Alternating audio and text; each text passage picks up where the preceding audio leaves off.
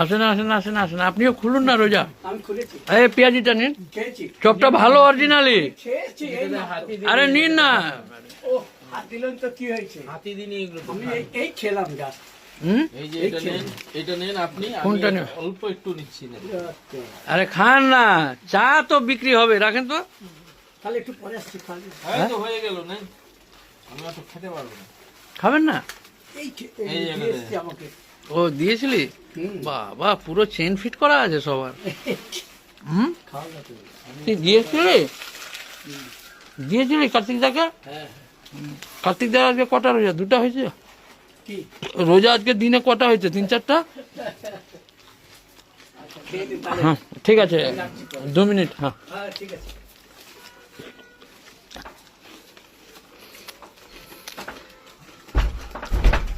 ও চাও সিস্টেমে চলে আসছে তোমাদের। বলা আছে, সব সেটিং করা আছে। রাখি টেনশন। মুড়ি আর চপটাকে ভালো করে মাখ, যে ভাত মনে করে খেয়ে নে।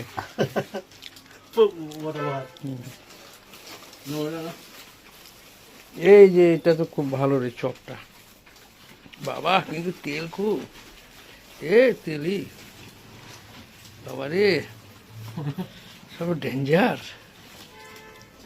এই নে বাকিটা দে, ওদেরকে দাও। বস বস খা, নে এটা নে। পেঁয়াজি নিবি কি? ও বাবা রে, যা সেরিতে আর কিছু খেতে হবে না, যা অবস্থা। 3 দিনের সময় টেনে নে। হ্যাঁ হ্যাঁ, একে দে সব দে। লাও লাও লাও লাও লাও। তাহলে হিসাবে তো মুড়ি শর্ট পড়েছে নাকি রে? হিসাব যা বলছে। বাবা, পুরো ব্যাপারটা একেবারে গরম গরম। হ্যাঁ, ও মুড়ি মাখা হয়ে গেল। এইগুলো খেয়ে নিচ্ছি যে ভাত আর খাওয়া যাচ্ছে না বাবা।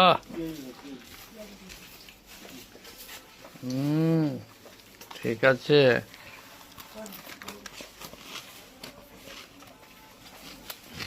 ওটা নাও,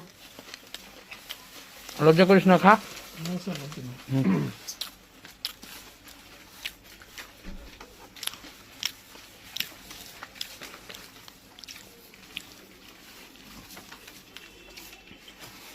লাও, এখানে মেখেলে না, এটা মাখা।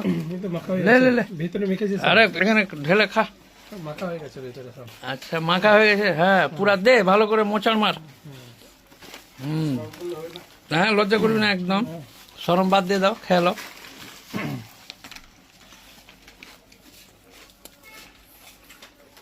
খেয়ে নিয়ে লজ্জা করবি যে এ মা খেয়ে নিলাম, তার আগে না। হ্যাঁ, এরকম খাওয়া ঠিক হয়নি, খেয়ে নিয়ে লজ্জা করতে হবে। হ্যাঁ, খাও গাবিয়ে খাও সব, এই তো মুড়িও আছে, খাও যার যেটা লাগবে খাও, এটাতে এক্সট্রা আছে। হ্যাঁ, নবীর তুই তো ভালোই খাও, খাও, লজ্জা করছে কেন? কই মুড়ি কোথায় আছে? ও বাবা, পুরো একদম রেডি। ঠিক করিস, পুরো ঢেলে নিয়ে যে পেঁয়াজি দিয়ে খা। লজ্জা করিস না, খাওয়ার জন্য লজ্জা করছিস কেন? নে বাবা, মেখে নিয়ে খা। এই বানি এখানে এক্সট্রা আছে পেঁয়াজি টিয়াজি, খা।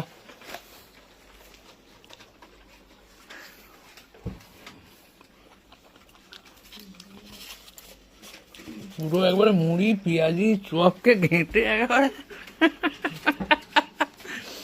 হ্যাঁ, পুরো একবার আমি গিয়ে দেখছি কি রে, সব বড় বড় রোজাদার সব।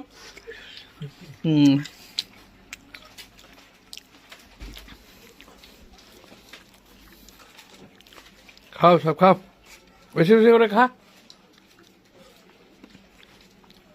मुंशी जी चलाइए।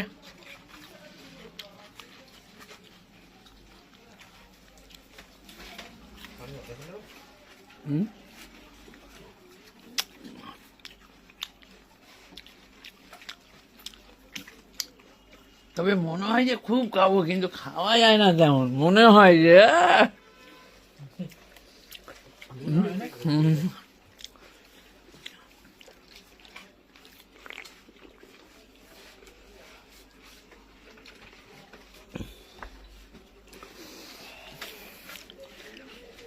নবীর খাও খাও, লাও গাবে খাও, মুড়িটি লাও, দে পেঁয়াজিটা দিয়ে মাখো, দে খাও। সব মেরে খেয়ে দিতে।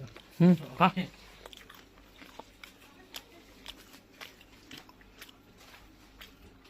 ইফতারের প্রিপারেশন চলছে আমার অফিসে।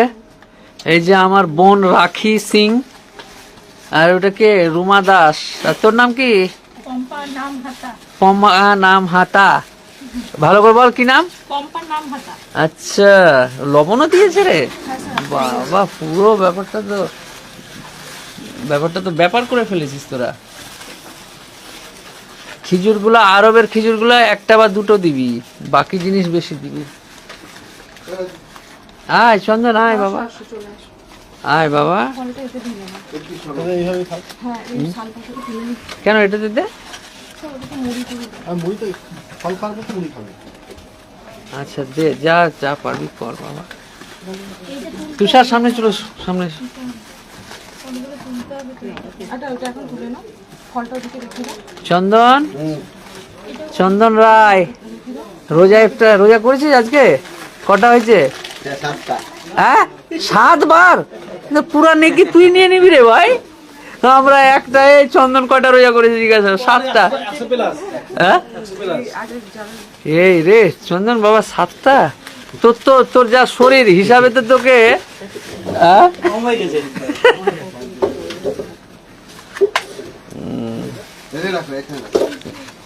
না না, সব আস্তে আস্তে সাজা গোছা। চলে এসো তুষার, তুমি এখানে বসো। না না, ও ঠিক আছে, ও করুক, ওরা ওদের কাজ করুক, তুমি এখানে বসো আমার পাশে। স্যার বলো ওটা। হাট। 50 টাকা কম দিয়েছে কালকে। 50 টাকা মুখে দে। সবাই গেছে।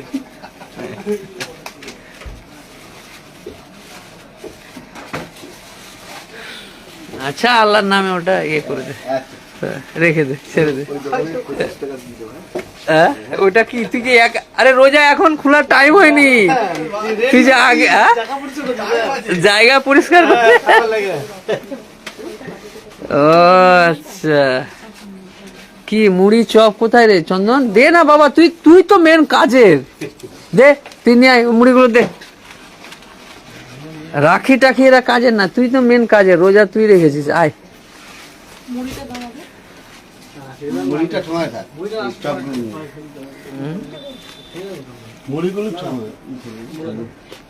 চপ, আচ্ছা, ভেরি গুড। রে সঞ্জু, আয় আয় আয়, চাই আয়, আয় খেয়ে যা বাবা, না খেলে আমাকে অস্বস্তি লাগবে। আয়। হাত দিয়েছো? হ্যাঁ হ্যাঁ। এই আকাশ বাবা, বড় মিষ্টি একটু সহ। ভাবলা কি? আমি জানি তো। আয় আয়, তোদের দুজনের একটা দিয়ে দি। হ্যাঁ, ওইদিকে ওই যাবে গো। ওর জন্য তো জায়গা স্পেস করছি। কে আছে? আর একটা কি নাম আছে মহিলার? ওর স্বামীর নাম কি? এই সঞ্জয়ের স্ত্রী কে আছে গো? পাশে একটা ভদ্রমহিলা বসে আছে না? আর দিয়েছি আমি। এখানে আছে একটা। রাখিকে দে, রাখিকে দে।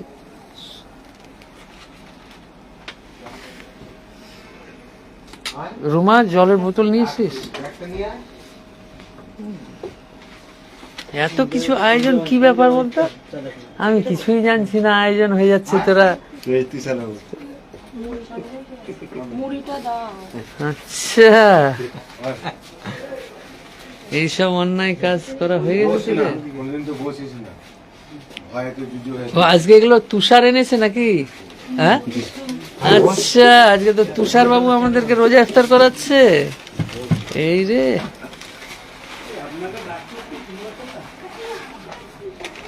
হ্যাঁ হ্যাঁ, বসুন। কি নাম আপনার? সমাপ্তি। বসুন, ওখানে বসুন। কেন, কোনো ব্যাপার না, ফলমূল ফ্রুটস আছে, কিছু হবে না। আমরা খাবো আর আপনি একাই বাইরে বসে থাকবেন, এটা হবে? দৃষ্টিকটু না এটা? উত্তরপ্রদেশের পুলিশ এসে যেমন চা খেতে চাইছিল, আমরা তো চা খেতে পারবো না, আমরা এখন ইফতার খাবো, তাই না?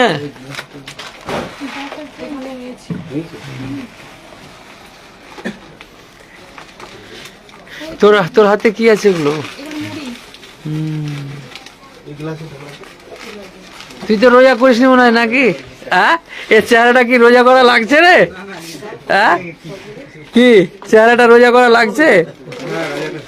হ্যাঁ, খেয়ে দিয়ে রোজা করতে হয়। না না, রোজা রোজা করে আমার একটা ছেলে রোজা আমাদের দোকানে অনেকে কি করে খেয়ে নেয়। না, সবাই আমার এখানে যতজন সবাই, এই যে বাইরে আছে না ওরাও সবাই রোজা করে। সব পাশাপাশি তো অনেকে করে, অনেকে দেখি করে না। এই বয়সের অনেক আছে যারা করে না, হ্যাঁ ঠিক ঠিক। কিন্তু আমাদের সবাই এরা না সবাই। তার বাবারা বলে কর, ও করবো না, ও করবো না।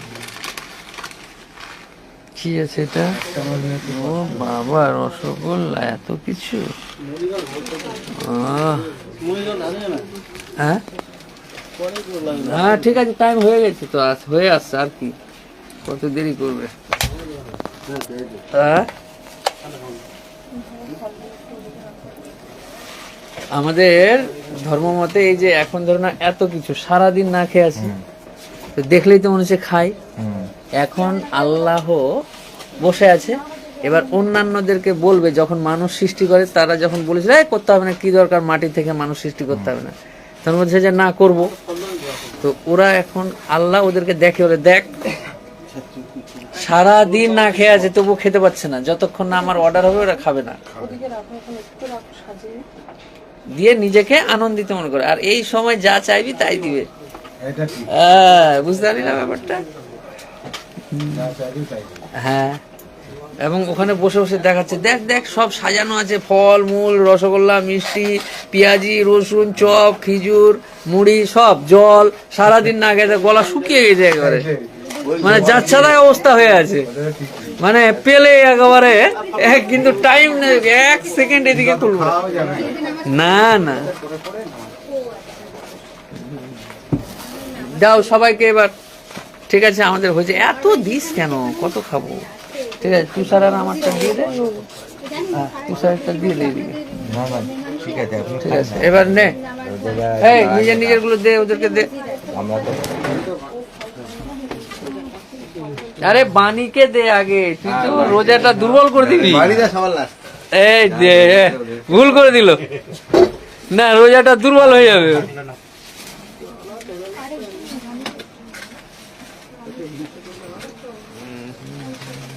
যেটা কার, ওটা তুষারের রে। না না না না না, ওখানে দাঁড়া, আমি দিচ্ছি দিচ্ছি আগে। ও হ্যাঁ, রোজা যারা করেছে, হ্যাঁ তাদের আগে হ্যাঁ হ্যাঁ, তুষাররা তো 2-3টা রোজা করেছে। আমরা আগামী দিনে আমার টার্গেট বিধানসভায় 90 জন মুসলিম এমএলএ যাবে 294-এর মধ্যে, আর 204 নিয়ে শুভেন্দু আর মমতা ব্যানার্জির মধ্যে যে কম্পিটিশন, ও বড় হিন্দু না এ বড় হিন্দু, এ মন্দিরের প্রতিযোগিতা করছে, ও সনাতনী সনাতনী করে চিৎকার করছে, তো তারা 204টে আসন কে 150 পৌঁছায় দেখি না। মনে হতে পারে আমি একাই 182টা আসনে লড়ে 100 সিট দখল করব, নির্ণায়ক শক্তি হব, আর নালে এরা যদি আমার সঙ্গে সঙ্গ দেয় আমরা সরকার করব। ওই দ্বিতীয় আর তৃতীয় হবে টিএমসি আর বিজেপি, আমরা ফার্স্ট পজিশনে যাব। আজকে 2011-তে 59 জন মুসলিম বিধায়ক ছিল, 2016-তে এসে সেটা 57 হয়েছিল, 2021-এ কৌশল করে মমতা ব্যানার্জি সেই সংখ্যাটা 42 আর নওশাদকে ধরে 43। তো আমি যখন লড়াইয়ে নামি, আমি ইঞ্চি ইঞ্চি মেপে লড়াইটা করি। আমি তো 2টো সিটে লড়বো, 2টোতেই জিতবো ইনশাল্লাহ, তারপরে একটা ছাড়বো, এটাই নিয়ম, 2টোতে তো আর থাকা যাবে না।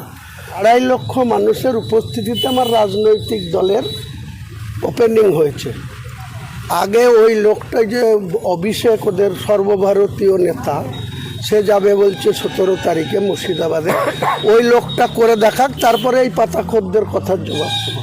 আমার সঙ্গে যেসব দলের যারা তৃণমূলকে সরকার থেকে সরাতে চায় আর যারা বিজেপিকে ক্ষমতা থেকে দূরে রাখতে চায়, অর্থাৎ বিজেপিকেও ক্ষমতায় আসতে যারা দিতে চায় না, যে কোনো রাজনৈতিক দল, সে সিপিএম হতে পারে, আইএসএফ হতে পারে, নিম হতে পারে, কংগ্রেসও হতে পারে, তারা যদি আমার সঙ্গে জোটবদ্ধভাবে লড়ে, আমার দৃঢ় বিশ্বাস এই তৃণমূল গভর্নমেন্টটা 100-তে পৌঁছাতে পারবে না, আর বিজেপিও 100-র ধারে কাছে থাকতে পারবে না।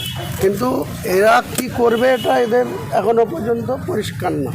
কাজেই এমন হতে পারে আমি একাই 182টা আসনে লড়ে 100 সিট দখল করব, নির্ণায়ক শক্তি হব, আর নালে এরা যদি আমার সঙ্গে সঙ্গ দেয় আমরা সরকার করব। ওই দ্বিতীয় আর তৃতীয় হবে টিএমসি আর বিজেপি, আমরা ফার্স্ট পজিশনে যাব। দেখুন, আমি কাউকে অ্যাডভান্টেজ পাই দেওয়ার জন্য আমি আমার রাজনৈতিক দল খুলিনি। যেটা টিএমসির পক্ষ থেকে বলা হচ্ছে, আমাকে আখ্যা দেওয়া হচ্ছে বিজেপির বি টিম। আমি বলতে পারেন যে আমার পার্টিটা সেকুলার, কিন্তু মূলত বাংলার 37% মুসলিম। আজকে যারা 34 বছরের সরকার ছিল তাদেরকেও ইউজ অ্যান্ড থ্রু মানে ব্যবহার করেছে ভোট ব্যাংক হিসাবে। তাদের মধ্যে গ্রাস রুটে বিভাজন লাগিয়ে রেখেছে, মারামারি, গণ্ডগোল, ঝামেলা। একটা মারছে কে একটা মুসলিম, মরছে কে মুসলিম, কেস খাচ্ছে কে মুসলিম, জেলে যাচ্ছে মুসলিম। এই পলিসি নিয়ে 34 বছর সিপিএম চলেছিল, 14 বছরে মমতা ব্যানার্জি একই থিওরিতে মুসলিমদের ব্যবহার করছে। এই জায়গাটাই আমার আপত্তি। এবং বাংলার মুসলিম সমাজকে তাদের নিজের, আজকে 2011-তে 59 জন মুসলিম বিধায়ক ছিল, 2016-তে এসে সেটা 57 হয়েছিল, 2021-এ কৌশল করে মমতা ব্যানার্জি সেই সংখ্যাটা 42 আর নওশাদকে ধরে 43। তো এই জায়গাটাতে আমার আপত্তি। আগামী দিনে আমার টার্গেট বিধানসভায় 90 জন মুসলিম এমএলএ যাবে 294-এর মধ্যে, আর 204 নিয়ে শুভেন্দু আর মমতা ব্যানার্জির মধ্যে যে কম্পিটিশন, ও বড় হিন্দু না এ বড় হিন্দু, এ মন্দিরের প্রতিযোগিতা করছে, ও সনাতনী করে চিৎকার করছে। তো তারা 204টে আসন কে 150 পৌঁছায় দেখি না। আর মুসলমানরা তাদের প্রতিনিধি, আমি তো 2টো সিটে লড়বো, 2টোতেই জিতবো ইনশাল্লাহ, তারপরে একটা ছাড়বো, এটাই নিয়ম। 2টোতে তো আর থাকা যাবে না। আপনার দলের তৃণমূল কংগ্রেসের 4 বিধায়ক মুর্শিদাবাদে, তিনি বলছেন হুমায়ুন কবিরকে যে ব্রিগেড প্যারেড গ্রাউন্ডটা ছুটে আসতে বলুন, তারপরে সভা করবে। এইসব তুলাবাজদের কথার কোনো জবাব আমি দেব না। এদের জবাব আমি 6 ডিসেম্বর দিয়েছি। এদের পুলিশ প্রশাসন, মমতা ব্যানার্জি পুলিশ মন্ত্রী, এদের প্রশাসনের আইডিয়া ছিল যে আমি বাবরি মসজিদের ভিত্তি স্থাপনের দিন 30 থেকে 40 হাজার লোক হবে। আমার কাছে ফুটেজ আছে, আমার কাছে ডকুমেন্টস আছে, পুলিশের কাছেও আছে। 8টা ড্রোন ক্যামেরা ছিল, আর অগণিত আপনাদের মিডিয়া চ্যানেলের লোক ছিল। 4 লক্ষ মানুষ ভিত্তি স্থাপনে প্রেজেন্ট ছিল, আর 4 লক্ষ মানুষ এই কৃষ্ণনগর নদিয়া জেলার নবদ্বীপ ব্রিজ থেকে বর্ধমানের কালনা, মেমারি, এইসব জায়গা থেকে যত গাড়ি মুভমেন্ট হয়েছিল, উত্তর 24 পরগনা, দক্ষিণ 24 পরগনা, হাওড়া, হুগলি থেকে পুলিশ বদমাইশি করে তাদের রাস্তায় আটকে দিয়েছিল, যেতে দেয়নি। ওদিকে ফারাক্কা মালদা থেকে 100 কিলোমিটার, 135 কিলোমিটার আমাদের বেলডাঙ্গা, সেখানেও রাস্তাতে গাড়ি আটকে দিয়েছিল। কাজেই 4 লক্ষ লোক রাস্তায় ছিল, আর 4 লক্ষ ভিত্তি স্থাপনে ছিল। তারপরে ভারতবর্ষের স্বাধীনতার পর কোনো রাজনৈতিক দল, যেটা কংগ্রেস, জাতীয় কংগ্রেস, যেটা আমরা 30 বছর করেছি, এই কংগ্রেসটার জন্ম হয়েছিল কবে? 1885 খ্রিস্টাব্দে। কতজন লোক নিয়ে ঘরের মধ্যে বসে ব্রিটিশের বিরুদ্ধে আন্দোলন করার জন্য মাত্র 73 জন ব্যক্তি কংগ্রেস দলটার সৃষ্টি করেছিল। এই মমতা ব্যানার্জির যারা এই পাতাখোর, যারা চেটে চলে, তারা আজকে আমাকে চ্যালেঞ্জ করছে। এদের এই দলটা যখন জন্ম হয়েছিল 1997 সালে, ইনডোর আর আউটডোর, ওই যে মেউ রোডে আউটডোর করেছিল মমতা ব্যানার্জি 9 আগস্ট 1997।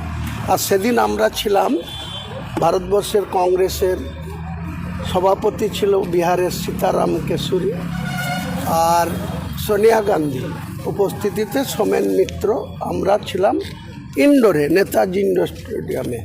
আমাদের সেখানে উপস্থিতি ছিল কত, কমসে কম 30 থেকে 40 হাজার।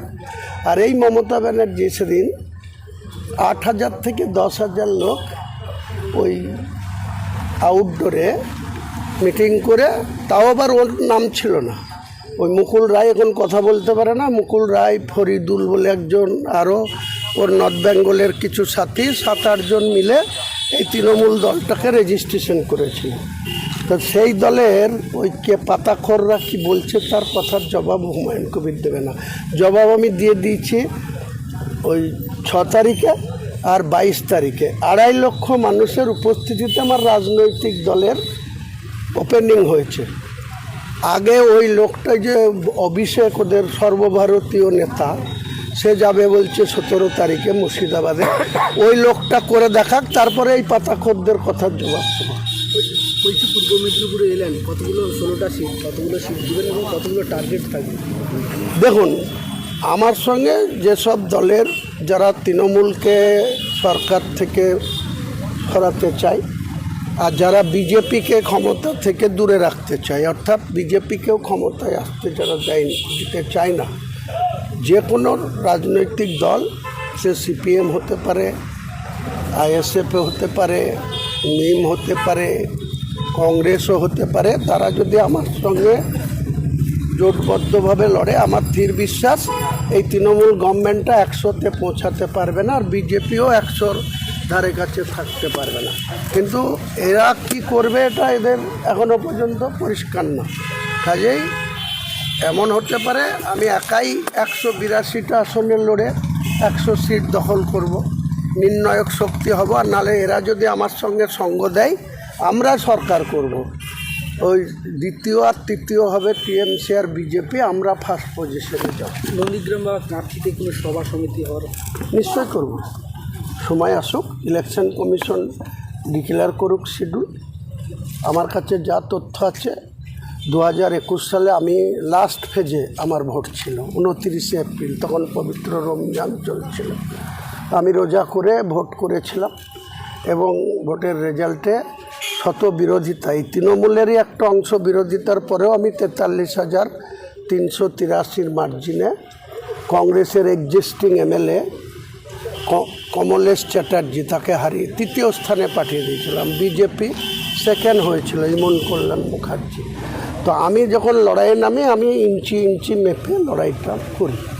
কাজেই যখন অল আউট লড়ব, তখন তো এই মেদিনীপুরে কোনো সিটে প্রচারে আসব, আর সেই সময় এই গাড়িতে এসেছি, গাড়িতে আসার কোনো সুযোগ হবে না, কারণ আমি প্রতিদিন একটা দিনে মিনিমাম 3টে করে বিধানসভায় প্রচারে যাব, এবং সেটা হেলিকপ্টারে যেতে হবে সময় সংকলনের জন্য, সময় মেকআপ করার জন্য। আইমাকে কি জোটের জন্য আহ্বান জানালেন? এটা এখনই বলবো না আপনাকে, বললাম তো আমি একটা রাজনীতির দল খুলেছি। আইমার যিনারা কর্ণধার, যিনারা কমিটিতে আছেন, ওনারা এখানে আছেন, ইনি আছেন, আরও ইনি আছেন, ওনাদের সঙ্গে একটু আলোচনা করে নিলাম। আগামী দিনে কি হবে এটা তো এখনই আপনাদের কাছে ওপেন করার মতো কিছু নয়। অগ্রগতি হোক, আপডেট হোক, তখন জানতে পারবেন। ওই যে বীরভূম থেকে অভিষেক বন্দ্যোপাধ্যায় 250টা সিটের টার্গেট বেঁধে দিলেন এবং হেলিকপ্টার নিয়ে একটা দ্বন্দ্ব তৈরি হয়েছে, ঝাড়খণ্ড থেকে হেলিকপ্টার ভাড়া করে বীরভূম পৌঁছে। দেখুন, উনি 250-র কথা 6 মাস আগে থেকে বলেছে। 100 আগে পূজান, তারপরে 250-র কথা বলবেন। 100টা পূজাতে বলবেন, তাহলেই তো হবে। আমরা তো, ওনারা তো সরকারে আছে, কাজে ওনারা দাবি করতেই পারেন। আর আমরা নতুনভাবে লড়ছি এনাদেরকে ক্ষমতাচ্যুত করার জন্য। কাজেই সমস্ত কিছু সময় আসলে তখন মানুষ কি রায় দেয়, মানুষ কি চায়, মানুষ আবার একটা দুর্নীতিগ্রস্ত সরকারকে প্রতিষ্ঠা করতে। আগামী দিনে আমার টার্গেট বিধানসভায় 90 জন মুসলিম এমএলএ যাবে 294-এর মধ্যে, আর 204 নিয়ে শুভেন্দু আর মমতা ব্যানার্জির মধ্যে যে কম্পিটিশন, ও বড় হিন্দু না এ বড় হিন্দু, এ মন্দিরের প্রতিযোগিতা করছে, ও সনাতনী করে চিৎকার করছে, তো তারা 204টে আসন কে 150 পৌঁছায় দেখি না। মনে হতে পারে আমি একাই 182টা আসনে লড়ে 100 সিট দখল করব, নির্ণায়ক শক্তি হব, আর নালে এরা যদি আমার সঙ্গে সঙ্গ দেয় আমরা সরকার করব। ওই দ্বিতীয় আর তৃতীয় হবে টিএমসি আর বিজেপি, আমরা ফার্স্ট পজিশনে যাব। আজকে 2011-তে 59 জন মুসলিম বিধায়ক ছিল, 2016-তে এসে সেটা 57 হয়েছিল, 2021-এ কৌশল করে মমতা ব্যানার্জি সেই সংখ্যাটা 42 আর নওশাদকে ধরে 43। তো আমি যখন লড়াইয়ে নামি আমি ইঞ্চি মেপে লড়াইটা করি। আমি তো 2টো সিটে লড়বো, 2টোতেই জিতবো ইনশাল্লাহ, তারপরে একটা ছাড়বো, এটাই নিয়ম, 2টোতে তো আর থাকা যাবে না। 2.5 লক্ষ মানুষের উপস্থিতিতে আমার রাজনৈতিক দলের ওপেনিং হয়েছে। আগে ওই লোকটা যে অভিষেক ওদের সর্বভারতীয় নেতা, সে যাবে বলছে 17 তারিখে মুর্শিদাবাদে, ওই লোকটা করে দেখাক, তারপরে এই পাতাখোরদের কথার জবাব দেবো। আমার সঙ্গে যেসব দলের যারা তৃণমূলকে সরকার থেকে সরাতে চায় আর যারা বিজেপিকে ক্ষমতা থেকে দূরে রাখতে চায়, অর্থাৎ বিজেপিকেও ক্ষমতায় আসতে যারা দিতে চায় না, যে কোনো রাজনৈতিক দল, সে সিপিএম হতে পারে, আইএসএফ হতে পারে, নিম হতে পারে, কংগ্রেসও হতে পারে, তারা যদি আমার সঙ্গে জোটবদ্ধভাবে লড়ে, আমার দৃঢ় বিশ্বাস এই তৃণমূল গভর্নমেন্টটা 100-তে পৌঁছাতে পারবে না, আর বিজেপিও 100-র ধারে কাছে থাকতে পারবে না। কিন্তু এরা কি করবে এটা এদের এখনও পর্যন্ত পরিষ্কার না।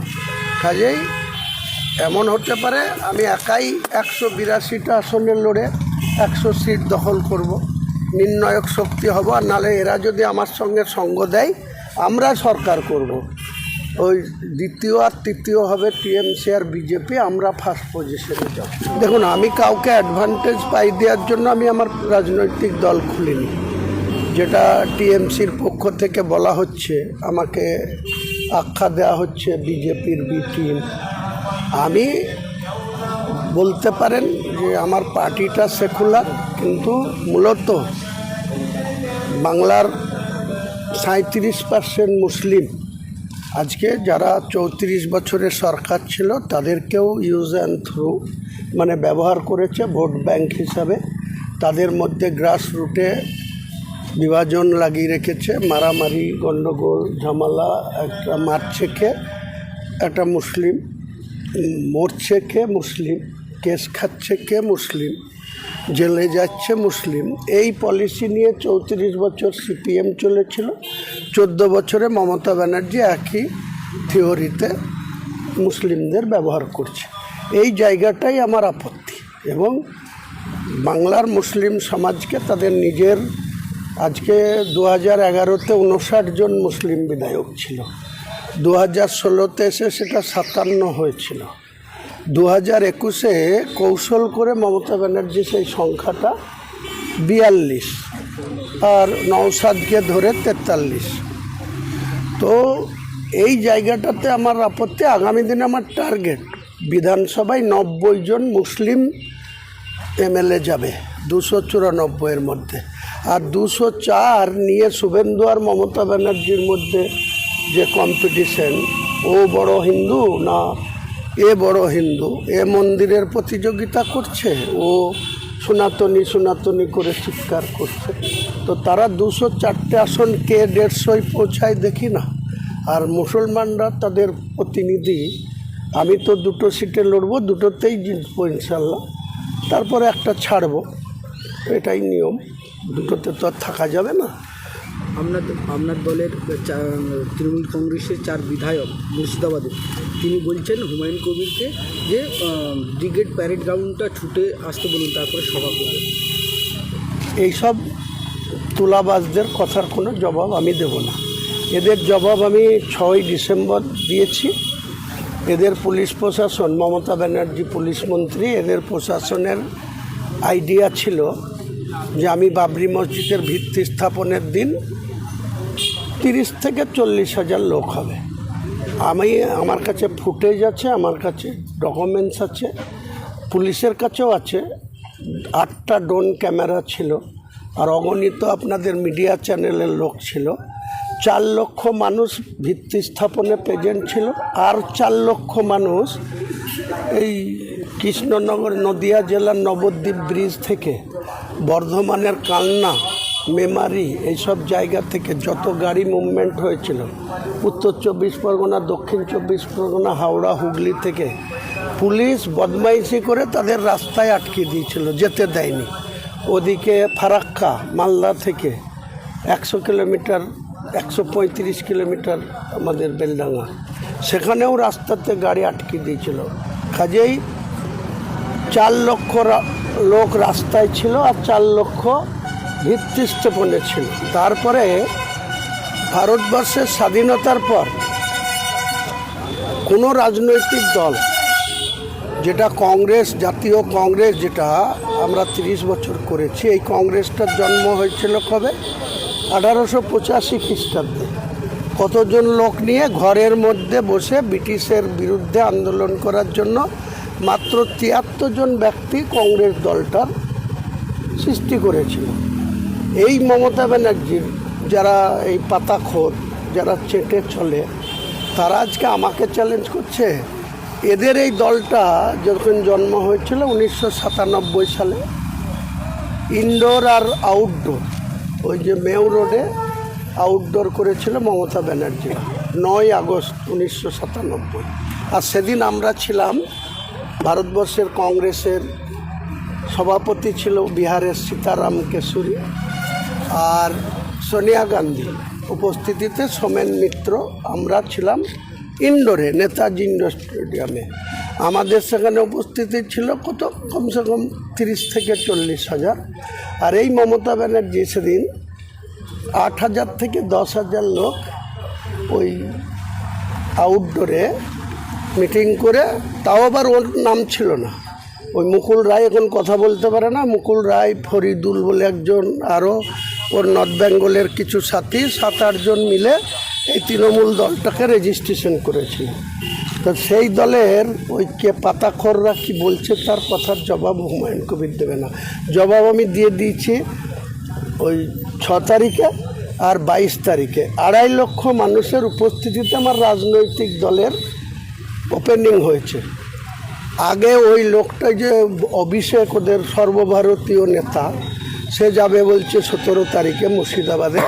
ওই লোকটা করে দেখাক, তারপরে এই পাতাখোরদের কথার জবাব দেবো। বলছি পূর্ব মেদিনীপুরে এলেন, কতগুলো 16টা সিট, কতগুলো সিট দেবেন এবং কতগুলো টার্গেট থাকবে?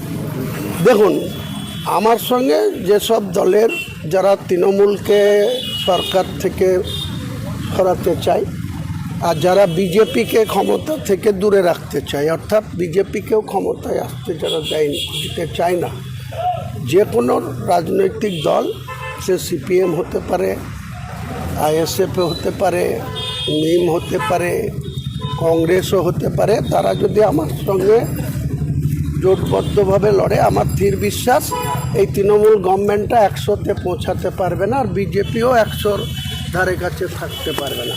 কিন্তু এরা কি করবে এটা এদের এখনও পর্যন্ত পরিষ্কার না। কাজেই এমন হতে পারে আমি একাই 182টা আসনে লড়ে 100 সিট দখল করব, নির্ণায়ক শক্তি হব। আর নালে এরা যদি আমার সঙ্গে সঙ্গ দেয়, আমরা সরকার করব। ওই দ্বিতীয় আর তৃতীয় হবে টিএমসি আর বিজেপি, আমরা ফার্স্ট পজিশনে যাব। নন্দীগ্রাম বা কাঁথিতে কোনো সভা সমিতি হওয়ার নিশ্চয় করব, সময় আসুক, ইলেকশন কমিশন ডিক্লেয়ার করুক শিডিউল। আমার কাছে যা তথ্য আছে, 2021 সালে আমি লাস্ট ফেজে আমার ভোট ছিল 29 এপ্রিল, তখন পবিত্র রমজান চলছিল। আমি রোজা করে ভোট করেছিলাম এবং ভোটের রেজাল্টে শত বিরোধিতা, এই তৃণমূলেরই একটা অংশ বিরোধিতার পরেও আমি 43,383 মার্জিনে কংগ্রেসের এক্সিস্টিং এমএলএ কমলেশ চ্যাটার্জি, তাকে হারিয়ে তৃতীয় স্থানে পাঠিয়ে দিয়েছিলাম। বিজেপি সেকেন্ড হয়েছিল ইমন কল্যাণ মুখার্জি। তো আমি যখন লড়াইয়ে নামি আমি ইঞ্চি ইঞ্চি মেপে লড়াইটা করি। কাজেই যখন অল আউট লড়ব তখন তো এই মেদিনীপুরে কোনো সিটে প্রচারে আসব, আর সেই সময় এই গাড়িতে এসেছি, গাড়িতে আসার কোনো সুযোগ হবে না, কারণ আমি প্রতিদিন একটা দিনে মিনিমাম 3টে করে বিধানসভায় প্রচারে যাব, এবং সেটা হেলিকপ্টারে যেতে হবে সময় সংকলনের জন্য, সময় মেকআপ করার জন্য। আইমাকে কি জোটের জন্য আহ্বান জানালেন? এটা এখনই বলবো না আপনাকে, বললাম তো আমি একটা রাজনীতির দল খুলেছি। আইমার যিনারা কর্ণধার, যিনারা কমিটিতে আছেন, ওনারা এখানে আছেন, ইনি আছেন, আরও ইনি আছেন, ওনাদের সঙ্গে একটু আলোচনা করে নিলাম। আগামী দিনে কি হবে এটা তো এখনই আপনাদের কাছে ওপেন করার মতো কিছু নয়।